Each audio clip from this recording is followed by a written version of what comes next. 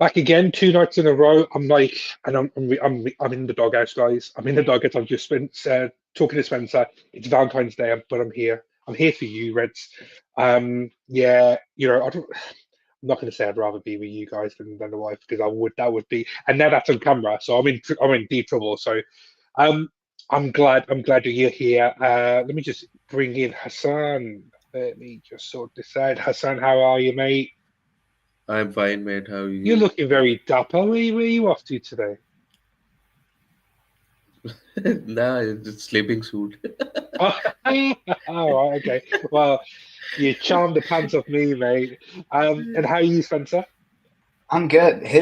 What he wears to bed is nicer than what I wear during the I day. know That's crazy. it's got that nice collar. I'm like, yeah, that's pretty Yeah, cool. I like that. I you're can I can I balling. can dig it. I can dig it. Yeah. Wow. What? Evening, Lesedi. Good to see you, bud. Yeah, we've got a bit of an action-packed agenda tonight. Loads and loads of things to talk about. I'm happy that people joined. Yesterday it was just me on my own talking for half an hour, a bit of a therapy session. I don't want to talk about Everton. I've moved on. I'm sure you guys don't want to talk about it. People in the chat, it's all about Wolves. It's all about this weekend. Let's just get the 3 points. But before we even get to there, there's a few things that we need to discuss. Some good news, some bad news, some interesting news. I'm going to kick off with a bit of bad news. Let's start with bad. Joe Gomez, unfortunately, has pulled up. So if you guys remember, this was on during the FA Cup match against Plymouth, where he pulled up after a bit of a sprint. You could see that he was just gutted. He wanted to try to carry on, but it looks like he's going to be out for a lengthy spell. And with the way that the season's going, halfway through February, who knows? We may not see Joe Gomez for the remainder of the season, or towards the end of the season itself. But Spencer, I'm going to come to you first. How devastating is that for us as a team, as a squad? We're really short in that area anyway. Is this kind of doom, or do we have faith in the backup? Kwanzaa, Endo can still play there as well. Yeah, I mean it's definitely not Doom. That's yeah. Let's start there. It's definitely not Doom. It's never good, and I think probably from a locker room perspective, just I would guess that he's probably one of the more like glue guy types in the locker Mm, room. That he probably is because he's been around for so long, and he was in the Klopp generation, if you will, and I would figure he's probably a bit of a leader. So in that aspect, it probably is a hit to just the morale of the locker room. But in terms of like on the pitch, it's still Kanate and it's still Van Dyke, and they're still very clearly the best partnership that we have, and probably the best current partnership in club football right now. So from a depth perspective, I guess it hurts a little bit, but I don't. Maybe I rate Kwanzaa higher than most people do, but I think if Kwanzaa plays to the ability that he showed throughout last year, I would probably take him as our first choice to fill in. If Kanate or Van Dijk gets hurt over Gomez, I know that's not been what Slot has chosen, but I still think Kwanzaa is a capable backup, and Endo obviously is. Yeah, he's a heart and soul sometimes when he plays. He's a capable backup too. So I don't think it's the end of the world, but yeah, it's definitely sucks. Like it's not good mm, to lose a locker room player like him for sure. yeah. And Hassan, I guess the writing's always going to be on the wall with a player as good as a player as he is. And I've voiced certainly it's pre-season. Gomez is far too capable of a player to be third or fourth choice. At this Liverpool team, he should be playing week in week out. There was talk obviously about him going to Newcastle. I certainly think he could play for someone like Palace or someone at that mid table type team and really do well. He's too good, but unfortunately, he's always been a case of his injuries. And is it a case that we just knew this was going to happen? Yeah, exactly. The one thing we'll miss about him is his versatility. He can play at center back, right back, left back. He even was used as a DM also. last season. So he's, as Spencer mentioned, that he's one of the leaders, and he was really important last season. So, but last season there was emergence of Kwanzaa as well. So hopefully Kwanzaa can take more responsibility, and the experiment of Endo playing center back is working well, because despite his size, he's really good in the air. He reads the game well, and he's not afraid to tackle. So hopefully uh, we have the best center back pairing, and they carry on like this, and it continues. But the versatility of Gomez is something that we can miss a bit. Yeah, I know it's a gutting thing for him because he wants to be involved in the deep end in the closing part of the season. Done so well to help the team get to this position. So it's always not it's not the greatest feeling when you come to the crunch time and a player like Joe, like Endo, those players that have been in the fringe spots, Elliot, those type of players, they want to be involved and with the games coming in thick and fast, certainly over the next kind of 14 days. It just it really does require us to kind of pull together. Me personally, I totally agree with Spencer. I totally agree with Hassan. Everyone's kind of mentioned it in the comments as well. Kwanzaa's very, very capable.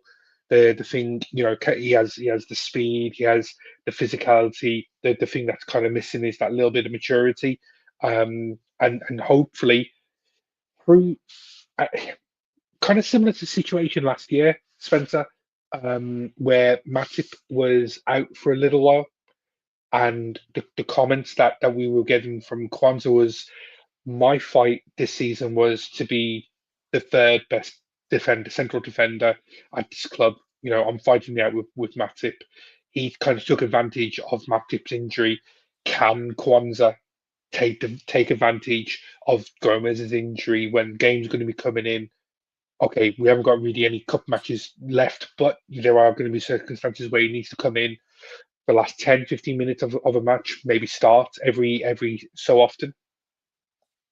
Remind me, at the beginning of the season, was Kanate hurt for the first game, or No, I think it was more because so Kwanzaa was around. Essentially, the reason why I believe that he was chosen for the Ipswich game is because he spent the most time with Slot in pre-season.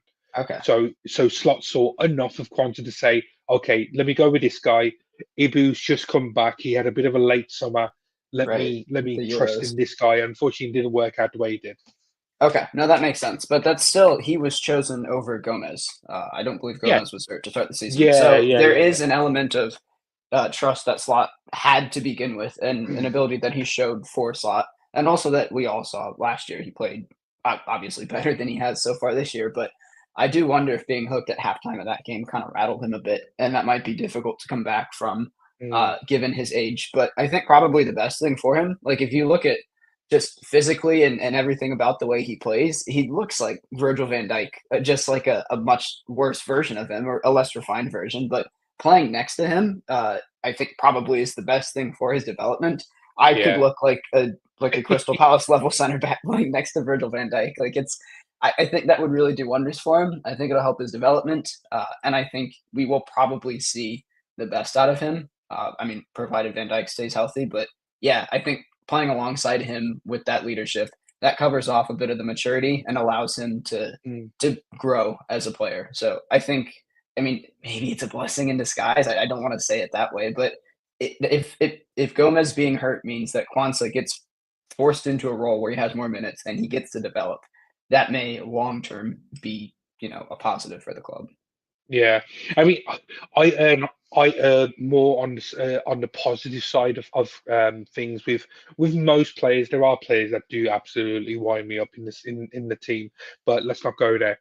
Um, I think he's been a little bit unlucky, Hassan, with the games that he has played this season. It's very much he's dropped into the deep end, and the opposition that he's playing against kind of hit luck against him rather than absolutely, overpowering him, getting past him. It's very much, I was just thinking about the own goal earlier on this season. He was just completely unlucky. He was just wrong place, wrong time, stick out a foot, and that just went against him.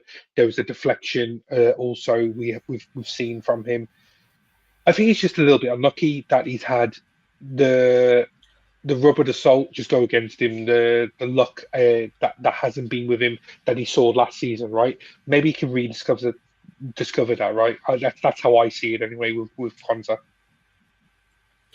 Yeah, he he was really young when he break through, and it was all uh, positive. And Klopp was sort of a manager who gave so much confidence, and he made him feel like top of the world.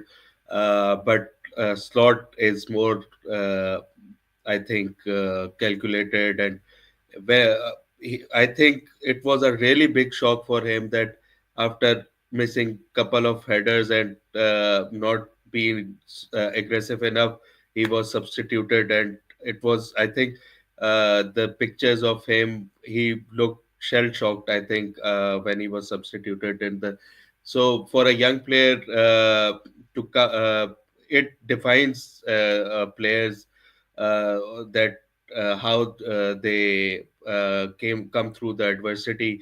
So if he's mentally world class and be a Liverpool quality player, he'll come through it. And I think because of that big shock, he was a bit nervous in the games. I think all those mistakes came from nervousness, and it's difficult when you think that you are the main guy, and then you're vulnerable that you can be changed. So I think he's now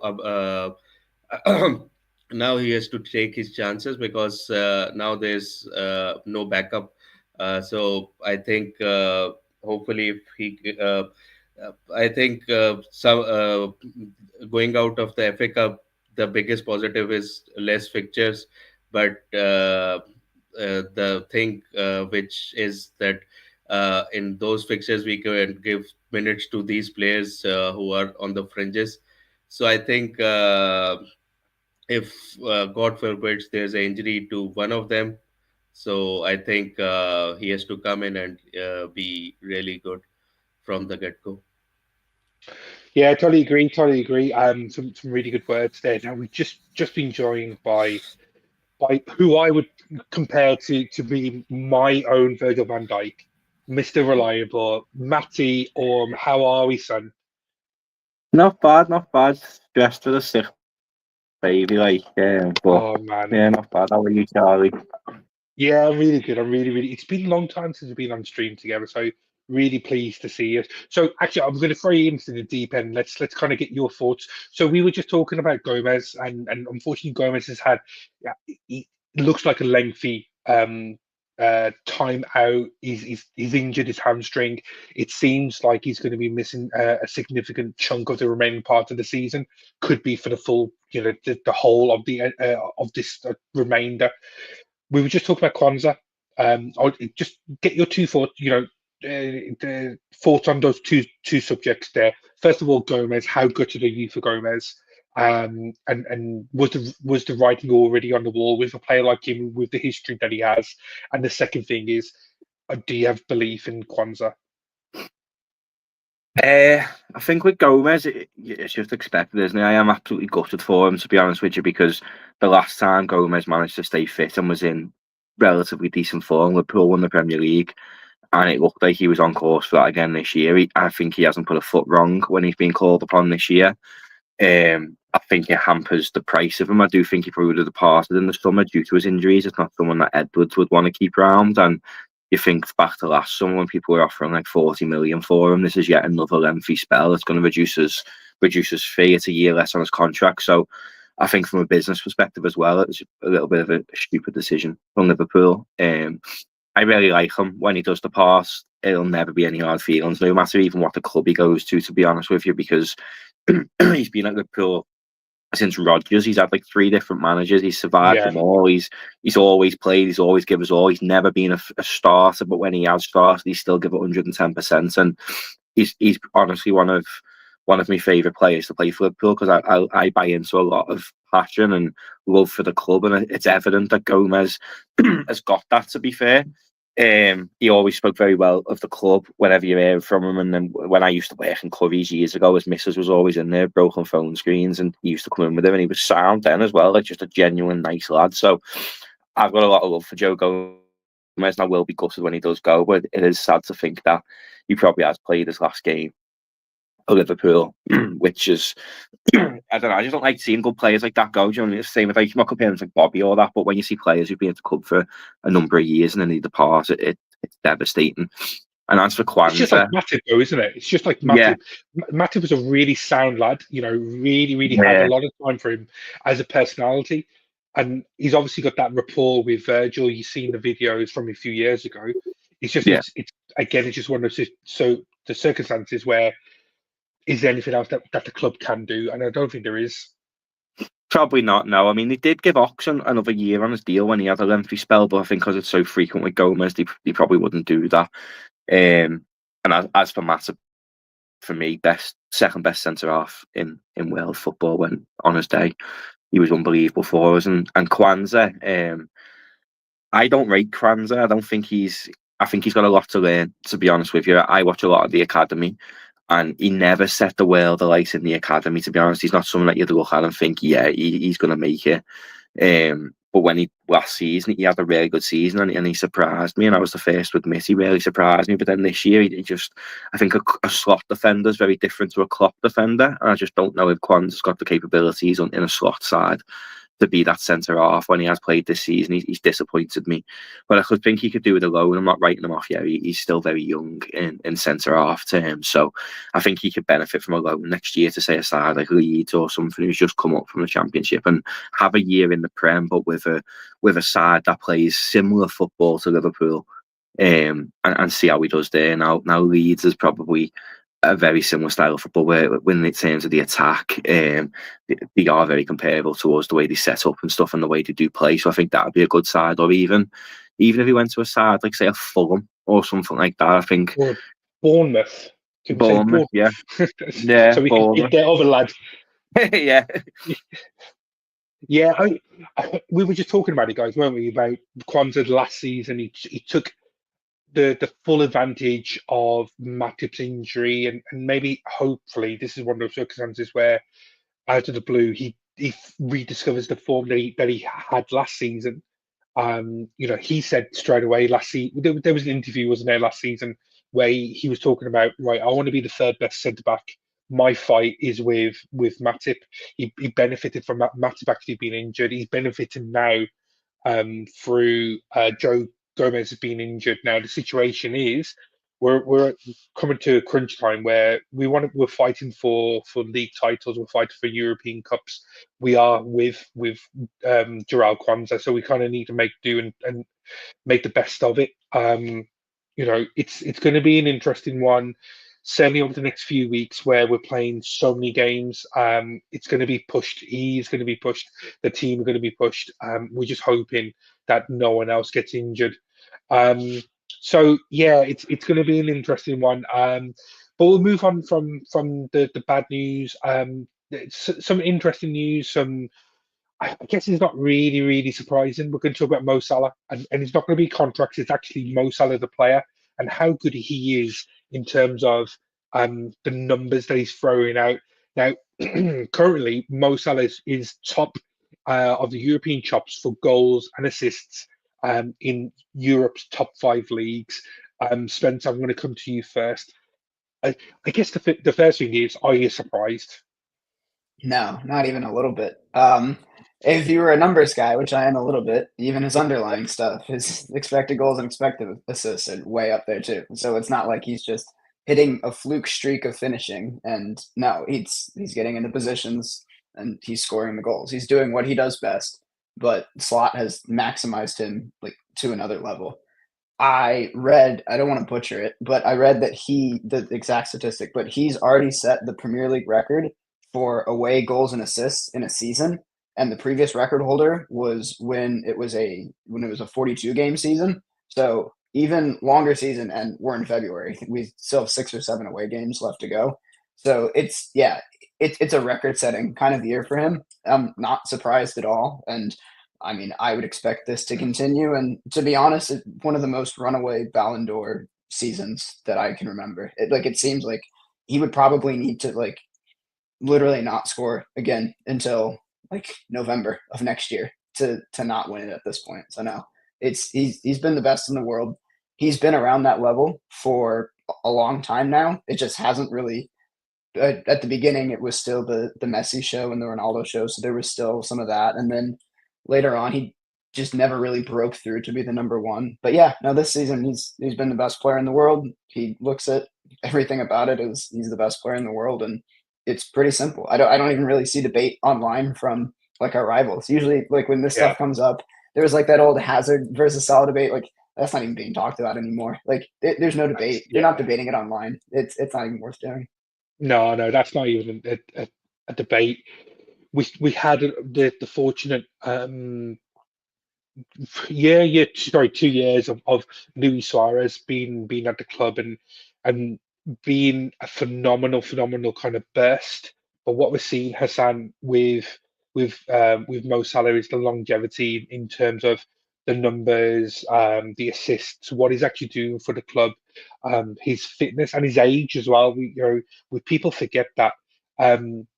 How amazing is it that he's able to still perform at this level for so long? And people spoke about him being a one-season wonder. There was even talk that he was just a poor, what was his name now? Colombian winger Cordado, I think it was. Some journalist kind of likened MoSalah to him, and she just haven't heard from her for a while. But it's just testament to how good he is as a player, that he's been around for so long and still performing. Yeah, exactly. I was thinking that it's so we are used to it that look, he assisted the first goal and he scored the second goal. Uh, his assist, we don't even. It's not like surprising that uh, that he picked out McAllister, not the uh, Yeah, tallest guy in the. But he saw his run and so easily he picked out him, and he's. What do we call that, Travella or something like that, and the goal is scored. If you analyze it, it was not an easy goal. The left back was up on him and it was on his right foot. It was not on his left, and he was so calm and he finished it off. uh, and it was like that, but uh, Michael Oliver made sure that we don't get the win. So, but I think Salah has been exceptional. But the only thing with Ballon d'Or is that it's an, I don't know, popularity contest thing. I don't know. Maybe they are now scared of Real Madrid. They will go and give it to Vinicius, so make up with them. So, but if we look at just on merit, he deserves it. He has been fantastic. Not now, he has been throughout his Liverpool career. He is one of the top performers in the Europe. Now he's surpassing everyone. So if we look at the merit, he deserves it 101%. it's an interesting point, Matty, that Hassan's kind of just alluded to there. Do you think Mo is disrespected? He doesn't get the respect. Oh, okay, that's 2 words actually. I don't think there's any disrespect towards Mo. I think there's a lack of respect. I think there's two different things.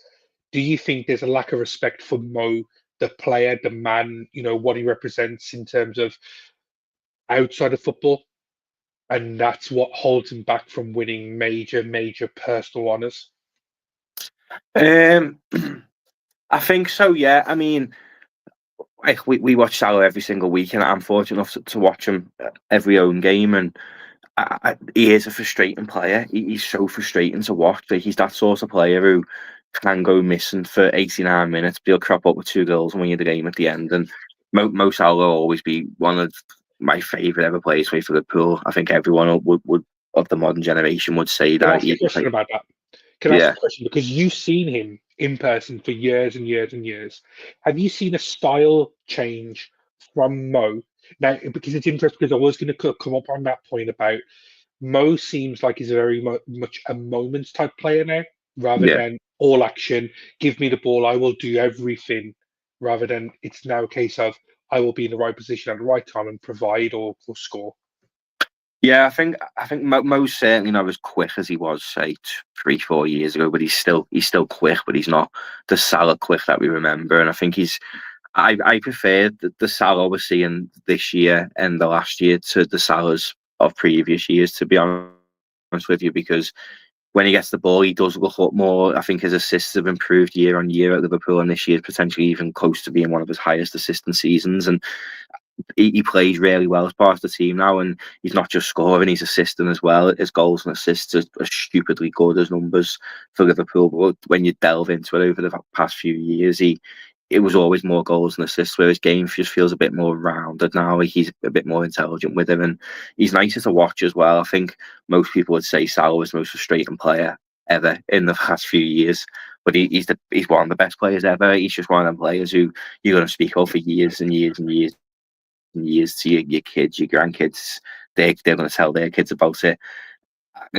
Not going to say he's the same as Kenny Dalglish, but how our parents speak about Dalglish and Barnes, and that Salah will be in that remit with Mane and Firmino that we speak about to our generations. And he is genuine the best ever. He's definitely the best winger the Premier League's ever seen, 100%. And people used to compare him to Henry. Now Henry was unbelievable, one of the best players ever. But Salah's numbers are much better than what Henry's are, and he's still playing. And if he does sign a new deal with Liverpool, you're sitting there thinking, could he even break the all-time scoring record if he carries on with the form that he is? If he gets a 4-year deal, it's easily attainable because he doesn't have any signs of slowing down. He's unbelievable, and I just don't understand why. I think if people watch Salah, if, say, for example, like City fans or Real Madrid fans watch Salah against them, they can see that he can go missing for large portions of the game and crop up and score. So I think that's where he gets the hate from. But the fact that he's never won a Ballon d'Or, I mean, if Liverpool wins the Premier League or Champions League this year, he's 100% got to win the Ballon d'Or this year. There's no question about it. But I don't think he will. I mean, he didn't even get in the top 10 African players this year, did he? Which is just, it's mind-boggling. I just don't understand it. Yeah, it's just mad. I'm hoping that people are now starting to see, and I think it is actually happening. The numbers are definitely there to prove that he's just otherworldly. He's just there's something about him, and I think he's convinced a lot of players, a lot of people. Sorry, outside of Merseyside, outside of the connection of Liverpool, that actually he's top dollar. He's doing everything that you would expect of a player of that stature, and he's got the numbers to back him up. Um, let's kind of stick with Mo and that conversation about the contract. I noticed there's still things, and Alan, you've mentioned there why is the transfer extension for Salah taking so long? Um, you know, we know the numbers are there. I think it's interesting, Spencer. I don't know if you saw the tweet today, and I don't know if we should be reading too much into it. But Salah's agent, Abbas, essentially there was I think it was a tweet about Honest Slot and Liverpool being 7 points ahead in the title race, and Abbas has actually come out and says he's a top manager or something along those lines. Is there something there? Is Mo really happy with Honest Slot? Is his agent really happy, or is it just a case of he's just a good manager, isn't he? I mean, definitely that there's I don't think there's something there in regards to like, oh, an extension soon, or oh, this is like an indicator. I don't think. I think it's just like his client is having his best season at Liverpool probably, and under this new manager, it would make sense that he calls him out for being good at what he does. He's bringing the best out of the agent's most prized asset. It would make sense for him to stay on his good side and to acknowledge the successes that he has had publicly. My favorite angle on that, though, was that somebody was like, "Oh, no mention of Richard Hughes. You think Richard Hughes is bad then?"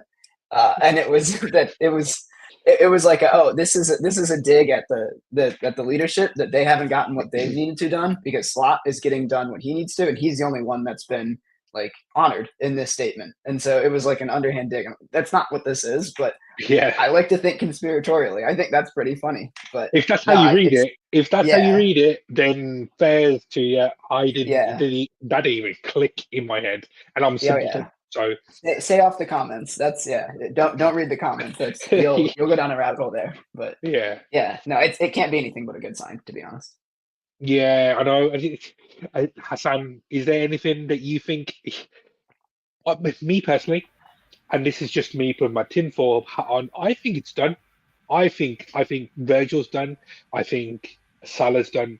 I think the Trent deal isn't going to be done, and the reason why they haven't said anything is because they just do not want to cause any disruption to the title challenge. They don't want to cause any hostility towards Trent for the remainder of the season. Do you think there's something in what I'm talking about, or do you think it's still a case of they haven't come to an agreement? Yeah, as much as I love Salah, I hate his agent uh, proportionally because he's always been a weird guy. His tweets over the years, and now a couple of days back, Lovren has come up with bullshit. Oh, he's Lovren, man. Yeah. he's again pissing us off, and he's not even here. So I think. With Salah, I really exactly think like you that it's done with Virgil and him. But the only thing what are they waiting for? Why are they not? Because that will give the huge lift to the supporters and everyone if they announce that they are staying. And I think it will be a massive push. I think there are 8 home games remaining. So I think with 8 home games remaining, with people behind us for the title push, that the captain and the king is staying here, it will be a massive boost. So why don't they are not announcing it? That is the only thing which with Trent, I'm like you that I think today there was Valentine's Day and there was a video of the bromance between Jude and Trent. That bullshit is all continuing and Yeah. it's pissing us off. With with this game, I think Bradley was performing really well, but it was a really aggressive game. It showed that we'll The need. referee was a clown anyway, Uh, so Yeah, so I think if Trent is going, we'll need a proper, suitable backup with who's I think equally capable as Bradley. So there's a competition between them, and hopefully it's done and they announce it so we can move on. yeah. So I'll come back to that. Let's hold on that little thought because the let's kind of talk about the next topic, and I think it will lead into everything that certainly I'm thinking of anyway. So I'm going to skip one topic and bring that to the end. So the next one is actually Ibou Konate to PSG. Hassan, I'll stick with you about this one. So there's been some random chat about Ibou Konate interest in PSG once again. There was talk a few months ago about a new contract being signed or being offered to him. He's recently said in an interview or press conference, it, has a contract been offered? Yes, something along those lines. And then there was another line where he said that's a different question. Have you agreed to it? So there was just that. I can't remember exactly the words, but it was interesting. Yes, the club are looking to keep Ibou Konate. Is this PSG chat just one of those things where it just pushes the club to say, actually, he's gold standard. He's playing with Ibou Konate. He's a champ. Sorry, he is a World Cup finalist for his country, he's captain of his country. We need to kind of respect him and give him a little bit more than probably what he's or been offered. Yeah, I think this contract extension fiasco has played really bad for us because uh, I think there was a extension for talk of Diaz also, and now him. But I think players are sitting back with their agents that they are saying that first they resolve the big guys and how they come up with the solutions, so we can negotiate better for us. And it's a big deal if three really big guys, backbone of the team, are moving on. So maybe they will consider their future as well, because there's no guarantee that their replacements who come in are equally as good. So I think because of these contract situations of the most prized assets and those who are at the last season. So I think all those other guys are saying that first you solve those, then we'll talk. I think that is the thing and I think Konate is already a leader amongst. He's a guy who gels the team really good. Who I think he have friendship with all over the team, and I think he loves to be here. Every time he talks, it looks like he's over the moon playing here, and I think he loves the city and everything. He loves the fans. So I think as soon as those big guys, those big contracts are sorted, then they will say that, yeah, okay, they are on such wages and we deserve near to that or something. But I think before those are not sorted, all the other players are holding their cards. I'm going to put it out there. If you're watching, you can have login to my Crunchyroll so you can watch anime for free. I know you probably could afford it, but I'm going to let you in on that ban. So have that. Stay in Liverpool. You can have my login details. So that's one for you. Just share it. Get it out to Ibou. Let him hear it. Spencer, what are your thoughts? As a long term project, Virgil's not going to be around for much longer as a player. He's been here for a number of years, but we need to start thinking about the next stage. And Ibou Konate is part of that, surely, in your eyes, and obviously with Slot and the management. Yeah. I mean, I think he has to be, right? Like, if not him, It's who an obvious else? question, isn't it? It's an obvious answer too. Yeah, I Uh, was trying to. You kind of set me up with the answer, but yeah, no, that is yeah. the answer. It's weird because I would understand like if another big club was interested in him, but PSG specifically, they brought in two young center backs already, Beraldo and William Pacho, each of the past two windows. That doesn't make sense to me. It seems more like it's maybe he's a French national and he's one of the best French center backs in the world, and they want that there at the tenant club of the league.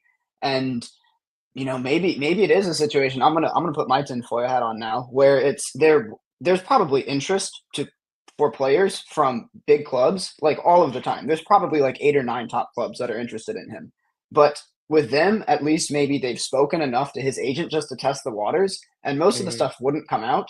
But the agent has said, "Hey, we're gonna leak this, so Liverpool knows that there are other people that are interested if we don't get something done." That could be what this is. I don't think there's actually serious interest. I don't think he's actually seriously going to go anywhere.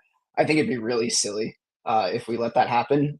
He's 25. Van Dijk was 25 when he joined the club. He's like right on cue to take the torch from Van Dijk in a couple of years when Van Dijk's time is done. I mean, it's set up perfectly. I don't know why he would want anything else. Obviously, I'm not in the brain of the player, but Yeah, no, I think it is probably like what Hassan was saying. Take care of the big three, or maybe it's just two. Take care of what needs to be done this season, and then let the dominoes fall after. And once those two are in place, then all of the other major names that we have to resign, we'll see that that's in place, and they'll feel more comfortable in signing long term. I was absolutely amazed that he is 25. Yeah, I thought he was older. He's been at Right. Liverpool since he's been here since 2021, and so he's part of this club. He's built that kind of definitely a reputation, an aura within the club, and people do. He does get disrespected. People are very much kind of on this Arsenal train. But when it comes down to it, if you were to put Virgil van Dijk and Konate against any team in the world, legitimately, not with the assistance of some poor refereeing decisions. They're hands down the best in the world. Those two, surely, and we need to probably start um, rewarding the players that are. And I've used that comment before. Gold standard. You know, when we talk about Ibou Konate, he is top tier in the world as a centre back. The only thing that holds him back is sometimes his injuries and his ability to see out, seasons. But he's only 25. Spence a great point. He's only going to get better. And it's just one of those things that we do need to see. Now, the point I was going to be making, and Hassan, this kind of comes back to that Trent conversation and having a backup. Now, if we are to sell Gomez, if Kwanzaa's not quite ready yet, the type of player that we should probably be looking for is a centre back that can play competently at right back and another centre back that can play competently at left back.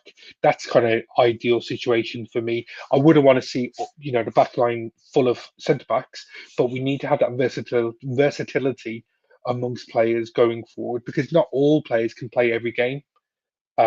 So Hassan, that's the point because that's what I wanted to kind of get back at.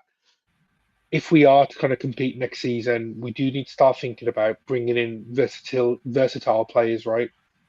That's just going to help the team and keep numbers down as such, and reward other players, like Salah, like Virgil, because there's not the need to have a separate right back and a separate centre back. Yeah, exactly. With past couple of seasons, we are just hearing that if there's an opportunity, we'll go and opportunity signing and all that. But the whole summer, there were one player who's not coming in. One player who came in, he was not fit enough. He's still not the main part of the team. He was even on the bench at the last game. So and the whole January window went by. So hopefully now there should be no opportunity. There should be targets, uh, and Slot will complete his whole season now. He'll give them that he what all he needs. I think uh, with Edwards coming back, and we don't know more about Hughes, but with Edwards, he has a huge reputation. So I think as soon as the summer comes, there should be no long sagas. As soon as the summer window is open, the signing should be coming in, and those who are going out should be quickly done, because I think we have wasted enough time with this haggling and waiting for the right opportunities. And I think because if we see that it's already the team which was built last season, so I think with this season there will be changes. So hopefully there's no layback approach. Hopefully we go and get the targets. Yeah, it's going to be an interesting summer with potentially some massive outgoings and some incomings. I guess Spencer, what are your thoughts about that potential? Brendan, he's mentioned Hato from Ajax who can play centre back and left back. It's just maybe trying to find someone actually who can play right back as well. I'm sure there are players out there that can do it, but as a long term solution to the right back quandary and also to the ability to have a very good centre back. That's probably what we need to be finding that versatile type player. Who it is, I don't know. Yeah, none come off the top of my head that are center back, right back. It's Hato and then like Piero Hincapié from Leverkusen as another like a center back, left back mold that I think would do really well at Liverpool. But I also want to at least I hope that it's not a situation where like let's say we bring in like a Hato and now all of a sudden in people's minds and in like the front office's mind that they've kind of checked off two boxes with one player and they don't have to bring in as many players because this one player can play a multitude of different roles. Don't mistake the flexibility, I guess, of like the in vogue center back, right back as bringing in two players. We still need two players. You can't fix two problems with one player, even if they can play both positions. So that's something that while I would value that, I would still think that we would bring in multiple defenders. The other thing is the players that we should be bringing in, like a Hato, like a Kirkez, left back. I'm drawing a blank on all of the other names we've been linked to. But I really like like that the other Bournemouth player, Hewson, is it? The centre back, the 19-year-old who looks really Dean, Dean Heason, yeah. he would be a great signing. Those types of players, you don't sign them in the winter. So the fact that we didn't sign anybody, that's not so much a bother to me. As long as I know we kind of missed the boat this previous summer, but the club changing players that are the foundational pieces for the future, those always move in the summer because it's between the season. You can never get them for any reason in the winter. So as long as we get our business done in the summer, I think it's perfectly fine that we didn't sign anybody. As much as we moan at like we're thin and like we could get thin, we actually have a pretty deep squad when you think about it. There's a lot of quality players in the team. We didn't need to sign anybody. And yeah, as long as we get the right types of players in the summer, I think I'm a fan of the direction we're going in. Yeah, I agree. Unless a player was leaving,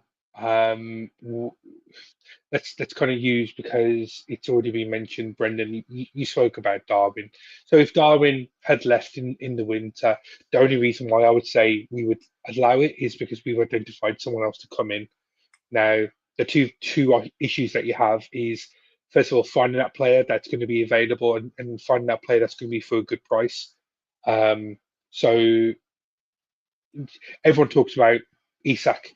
Isak now would cost 30-40 million more in the winter compared to what he would have been in the summer, in the upcoming summer, because Newcastle are fighting for Champions League spots. They see an opportunity to rinse whoever comes in for their star player, and it's in the middle of the season, so they still want to get Champions League football. They could somehow get it, but there's those. It's difficult to try to find players that will improve a team for minimal cost. And I think it's nigh on impossible to do that when you have a team that is so at the very top of English football. How do you justify spending? Let's say this. Okay, here's an example: McAllister and Enzo Fernandez from Chelsea. Now, can you categorically say to me that there's a difference of 80 million, 70 million worth of talent between the two? You can't, right? No. So we found an absolute gem in McAllister for that price. Now the same thing kind of goes with Darwin Núñez.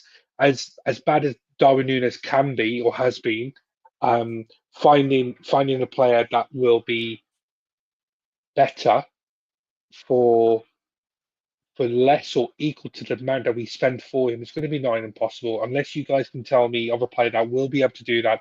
The people in the chats, if you can throw out some names that are going to be good enough, that's going to be better for a really good price. It's going to be really difficult to do that in the winter. I don't know where I'm going with this, but it's just being essentially it's difficult to find players. It's even more difficult to find players in the winter. Yeah, you don't find players of that quality in the winter. It's all of that business is done in the summer. The only players that go in the winter are ones where it was like Spurs, they like Kevin Danso type of a signing where it's like we're throwing out 15-year-old kids that are in the academy that are like wingers because we have literally nobody else to play center back. In those situations, you do overpay, but that's the situation where you really hunt down like a starting quality level player to sign in the winter. Unless you're City, I guess they just kind of maybe they found City, like a weird PSG. thing in the market, but Yeah. they paid the premium price for like a Marmoush. They paid the absolute apex. They paid more than they would have probably if they waited till the summer because Frankfurt, I think they're third or fourth in the Bundesliga. Like they're fighting for Champions League football. They say, well, yeah, you can get him, but like it's going to cost you an extra 20 mil. And like, I guess if you're City and you have an entire nation state that funds the team, the $20 million is pocket change. But for clubs that are run ethically, we'll say it's just not feasible, especially with the way that PSR is set up. It's you can't spend those major dollars, especially in the winter when you don't know for sure that there's outgoing sales that are going to happen to counterbalance that, and all that happens in the summer. So it's I will say on the Nunez replacement front though, the name I would like to see. I'm not sure if it's been thrown around much, but Hugo Ekitike, the other Frankfurt. Yeah, no, I'm on that train. He's all of it. Yeah. He is the one. Got it all.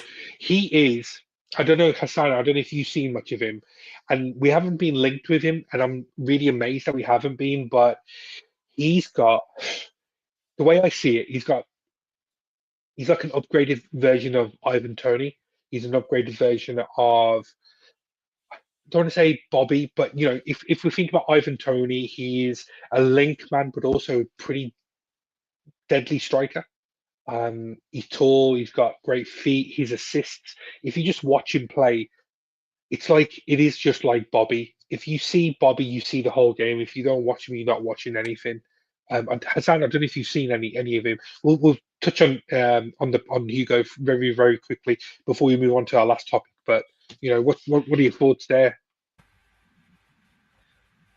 No, to be honest, I have not seen enough of him. But I think with Mamouche, when we were linked with him, we watched a couple of games. But he was the player who stand out with him, and I think with his goal scoring with Mamouche, he was keeping up with him, and I think with Frankfurt doing really well. So I think he must be a guy who performing really well for them. Yeah. So we lost Matty. So hopefully everything's okay with his little one. Big love to him and his family. So we're just going to come to the end of this stream. Well, we've got one more topic there. That's what I'm trying to get to. Aston Villa. They, and you probably could tell that I'm from Birmingham because of just the way I've just said Aston Villa.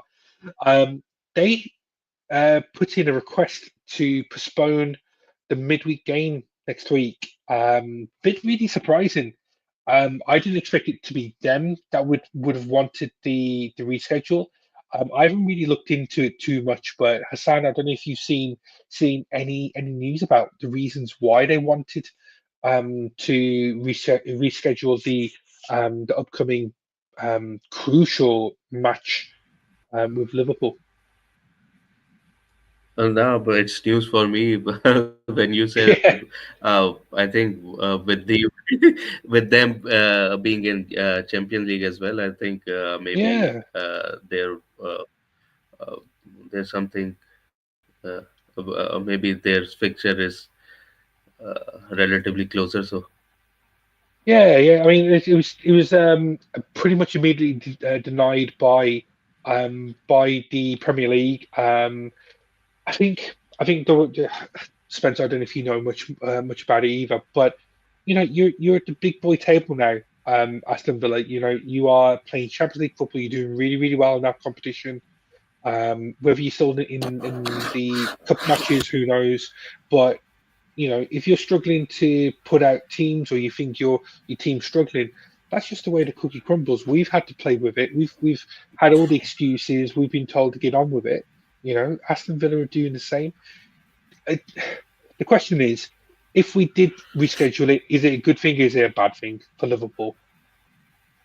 I don't know if like where it would fall in the calendar for us, if it's like a good Where thing do or you bad find the thing. week? But Yeah, yeah, it's because both of us, they're in cups, we're in cups, we're in the league. Like, welcome, you're in the Champions League now, and welcome to the big boys table. You got to play 2 games a week for like 4 months. That's just the reality of what it is. I think that the reasoning for it is they had like several weeks in a row where they would be playing 2 games in a row because of the Champions League, I think that's what I was reading, but to me, they know that they're schedule dense. Like they made a bunch of signings in the winter, like loan types, but they brought in a bunch of players because they know that they need more cover and they need to upgrade the squad. They're well aware of it. I but kind then of they wonder if it sold was just like Duran. a They sold yeah. they sold I know Duran. Oh, it's silly. just like what? Yeah.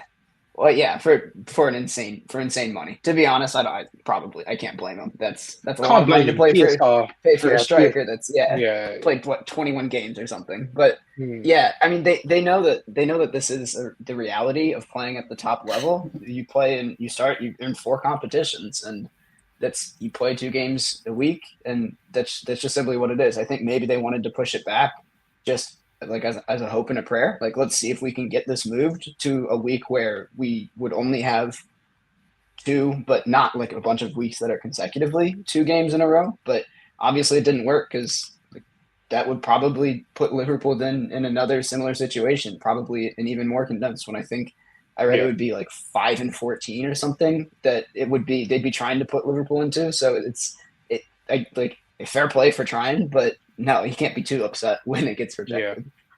Yeah, and the way I look at it is actually, is there something there, Hassan, really, really quickly before we end the stream?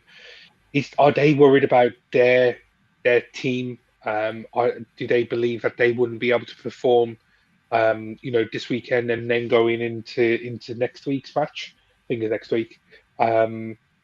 Does it kind of fall into our hands? If they're worried, then we can actually try to capitalize. We're still a very good team. Yeah, I think they have shown their cards, and we should smell the blood.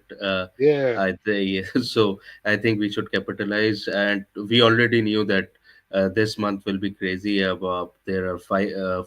I think every mid a week we have a game, so we were already mentally prepared. So hopefully, with them a bit worried, we should capitalize and go for it. yeah, yeah. It's going to be an interesting. Let's see. Like I'm just having a look at the fixtures. Yes, it is next week. Next week Wednesday. So we're in the middle of this title run, guys. There's a league to be won. I'm gonna I'm gonna put my hat on. I think we're gonna come out of this pretty well. We just need to keep on fighting, get out of this run of fixtures. Get to say the end of the month.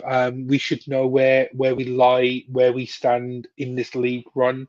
I just want to say thank you, Spencer. Thank you, Hassan.